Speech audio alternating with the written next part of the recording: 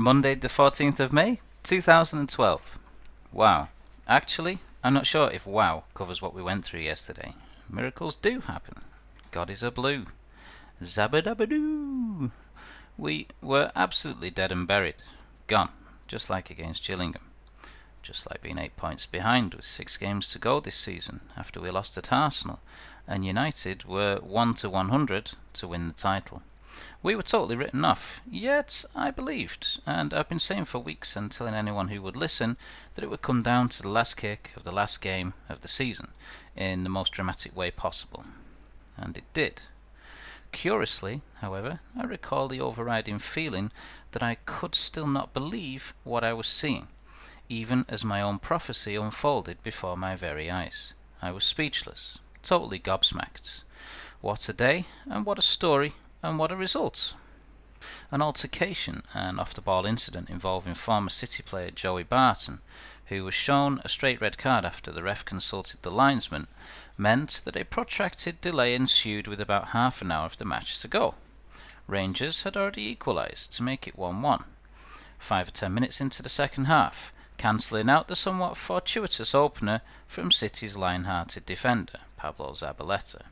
As he was being escorted from the pitch for his own safety, bad boy Joey kicked off with almost anyone he could on the way, and he elbowed Tevez in the face, elbowed Aguero in the ribs, and was antagonising City captain Vincent Kompany. I think that lad will be lucky to play football ever again, and I was at City matches on a few occasions when Stuart Pearce was the manager. Barton was clearly the biggest ego in the dressing room, and never more than an average player seemed to think he was a great deal better than he actually was. We used to groan when he jogged 40 yards to take crap corners, and although he took the penalties as well, he will always be remembered as something of a dirty player with a troubled mind, I'm afraid to say. He was given great support when he was at City, until the club could no longer tolerate his vicious temper and racist attacks, one of which left teammate Ousmane Dabo apparently requiring facial reconstruction. Rehabilitated my arse. Then another shock. The wind was well and truly taken out of our sails.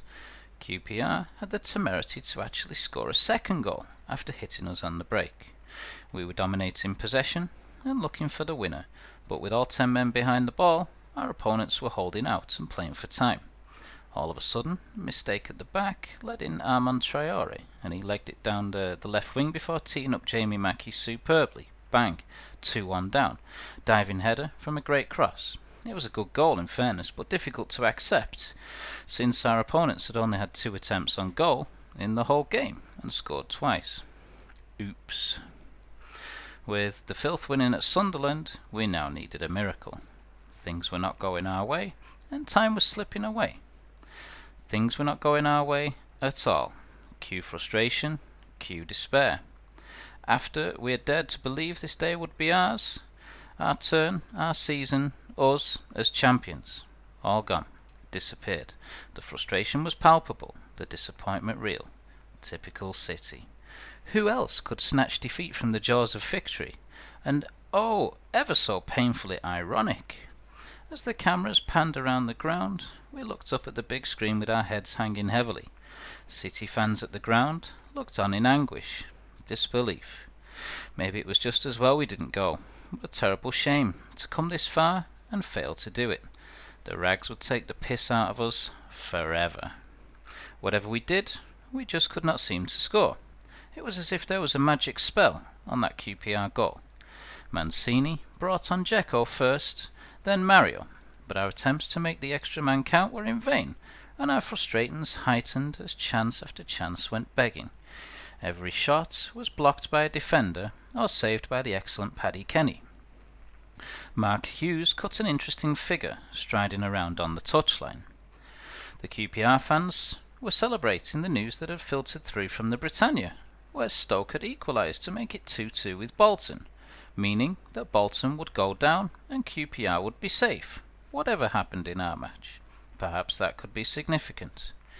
Hughes was the man who had kind of started the City revolution, although he was ultimately dismissed for not bringing the results on the pitch. He did try to stick it to our neighbours in the derbies, and of course he was the man who signed Vincent Kompany, not to mention Pablo Zabaleta, who opened the scoring for us, and has been so effective down the right flank that he's kept the irrepressible Micah Richards out of the starting 11 of late. Ex-Blues Sean Wright-Phillips and Nader Manuaha played their part in exacerbating City frustrations and holding us at bay, before the fourth official raised his electronic scoreboard to show that there were 5 minutes remaining. Not 1 goal needed, but 2. Fuck. Surely we were goosed. This would require a miracle of epic proportions. Some smug bandwagon wrecks in the pub looked over at us with a mixture of scorn and amusement. They were pointing at us and smirking. Our party numbered about 11. Rosie, Orla, Colette, Saoirse, Sam's older son, Sam's older son's girlfriend, Sam's missus, Sam's younger son, Sam, Kai and me. Sat with my silly laser blue wig, which we got in Florida, and I was looking like a right tit. We all looked at each other, clearly feeling pretty glum and despondent. Our party had been pooped. Whatever happened to City Till I Die? We were miserable, watching our dreams evaporate before us, and we imagined the humiliation which beckoned from our rivals as our title aspirations slipped away. Surely we were doomed. I watched on in hope as we advanced yet again. Another chance, another save, another groan, another corner. Then, with a minute into the 5 additional minutes of time, Bosnian Dzeko rose powerfully to nod in David Silva's cross, and as the players raced to retrieve the ball, with the scoreline at 2-2, we quietly clenched our fists, gritted our teeth, and allowed ourselves to remember Gillingham all over again. This was back on. If we had time to do it then, we had time to do it now, and by God we did. Silva yet again sprung from midfield in possession, and linked up well with Balotelli in the box, the latter managing somehow to divert the ball into the path of Sergio Aguero.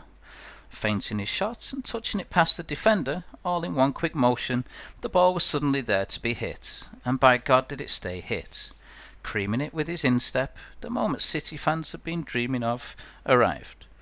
Before the ball had even nestled into the net, we were going wild. Disbelief. In an outpouring of grief, relief, elation, passion, and wild raw emotion, we all went crazy. Oh my God. Cue scenes of wild celebration and utter joy. And as long as I live, I'll never forget that feeling of utter disbelief as we witnessed the miracle unfold. Drinks were spilled, glasses were smashed, bodies piled in everywhere. There was screaming, there was roaring, there was shouting. The United supporters slinked away quietly as even the neutrals joined us in going bananas. I got a damaged knee and a fat lip after finding myself in the middle of a 16-deep man-hug after a bunch of Arsenal fans who were in the pub had all piled in on top of us. Words failed me. Still shaking my head in disbelief, all I could register was shock and joy. Did that really just happen? I hugged the missus and the kids in turn, and we cried, hugged and cheered in unabashed delirium. And then I sat there in total shock, just shaking my head for goodness knows how long. Now that, ladies and gentlemen, is how to win a title. Phew. Not a single blue would have minded waiting 44 years for that to happen. All of the mismanagement, the relegations, the ups and downs, the dramas, all of the Manchester derbies we lost in the 90s, all of it forgotten in an instant dose of unreality. Unbelievable. Sheer brilliance. Agony, then ecstasy. Some Sunderland fans had even started doing the Poznan as news filtered through to the Stadium of Light that we'd done it. QPR fans and players could even be seen joining in with the City celebrations. As we paused for a second to reflect on what had happened, we realised that something special for the neutral and for football in general had happened here too. This wasn't just about taking the piss out of United. This wasn't just about us. This wasn't just for the City fans. This was bigger than that.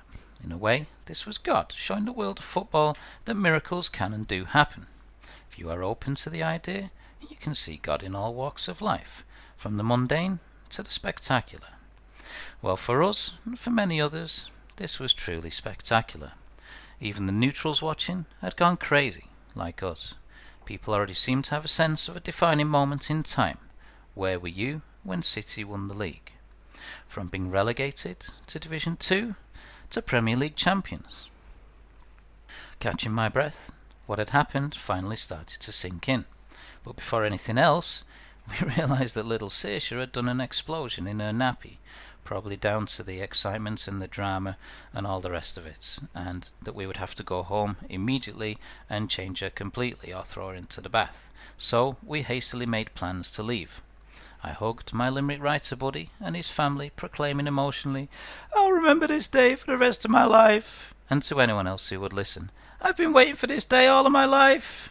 We made our excuses and left Halpin's scene of the most joyous of times. The vast majority of the punters were clearly enjoying the occasion of City's magnificent achievements.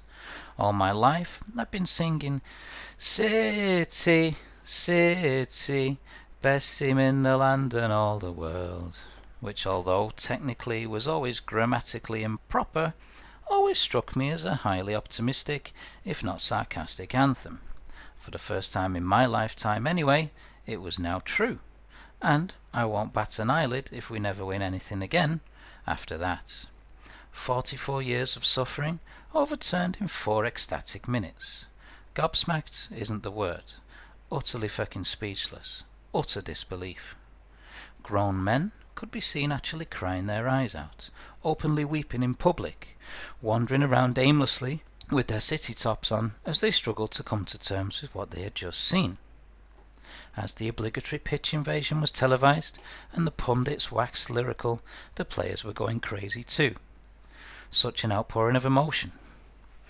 I'll never forget the day we won the title. We'd all gone bananas, and then I went mute.